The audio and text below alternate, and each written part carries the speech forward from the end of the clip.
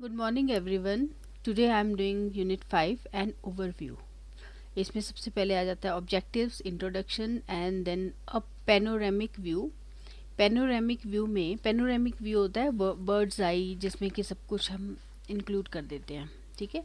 The writers objectivity, first is the writers objectivity. अब writers objectivity का क्या मतलब होता है? इसका मतलब होता है कि राइटर जो है वो ऑब्जेक्ट राइटिंग जो है वो, ये जो राइटिंग है ये ऑब्जेक्टिव है, means you are neutral. Writer जो है वो न्यूट्रल है, मतलब वो अपना मत नहीं दे रहा है, अपना व्यू नहीं बता रहा है उसमें, है ना। तो जो उसने कोई ऐसी लैंग्वेज यूज़ नहीं किया है कि जिसमें कि ये पता चले कि हाँ जी उसने इस करेक्टर को अच्छा माना है, इसको करेक्टर को अच्छा नहीं माना है, या अपना कोई व्यू दिया है। और ये रहता है writers objectivity.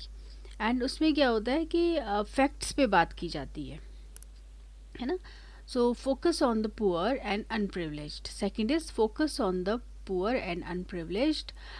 Third is means ये जो पैनोरामिक व्यू के सब पॉइंट्स मैं आपको बता रही हूँ। The writers objectivity, focus on poor and unprivileged, and then dispersal of interest, then polyphonic voices, then question of optimism and pessimism, then the title tamas and tamas in translation is the last. उसके बाद आ जाता है literary criticism on Tamas, Tamas as a TV serial, let us sum up and questions and suggested reading. ये सब मैंने आपके लिए structure इसका पढ़ लिया। ओके नाउ एक बहुत इंपॉर्टेंट क्वेश्चन है, ये है explain the title of the novel तमस। तो इसमें आंसर हम इस तरह से दे सकते हैं कि Tamas means darkness, the darkness of ignorance and blindness to reality. Tamas means darkness, the darkness induced by communalism, by our refusal to see things in the right perspective. It means our blindness to view things sanely and rationally. The word also takes us back to the ancient Sanskrit adage. Adage means statement. Tamsoma Jyotirgamaya.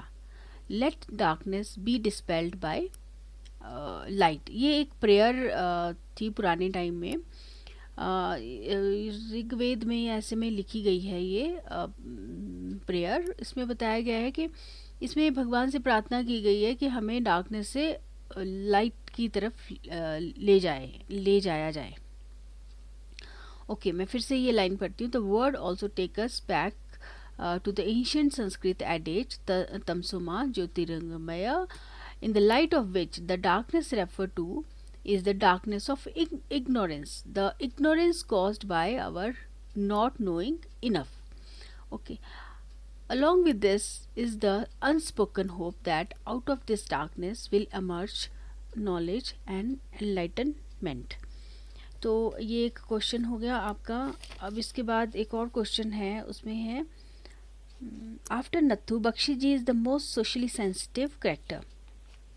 इसके answer में हम कुछ points दे सकते हैं, जैसे कि Bakshi ji is the most sincere Congress man in the town. Second point हम दे सकते हैं he is the first person who suggest that the dead pig should be removed from the mosque and proceed to do so with the help of Jarnail. Third point है he is the prime mover of the delegation to the deputy commissioner. He is the prime mover to the delegation to the deputy commissioner.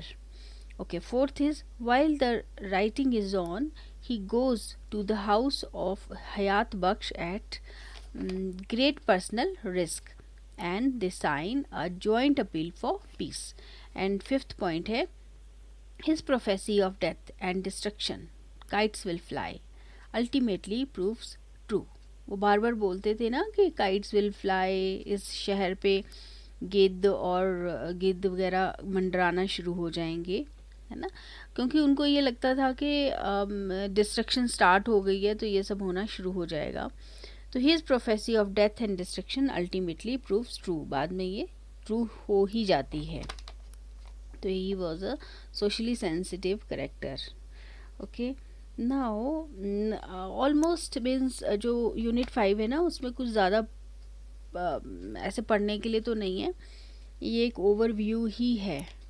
Okay now इसके साथ तो हमारा जो तमस के जितने भी lectures हैं, जितना भी मैंने पढ़ना था वो आपको बता दिया। अगर आपको कोई नोट्स चाहिए या आंसर्स चाहिए इसके, क्योंकि मैंने इसमें 17 और 18 क्वेश्चंस लिख रखे हैं, मैंने पहले भी आपसे पुरानी वीडियोस में डिस्कस किया था। तो अगर आपको कोई आंसर चाहिए या हेल्प चाहिए इसमें, तो आप मुझे व्हाट्सएप पे बोल सकते हैं। Okay, thank you so much.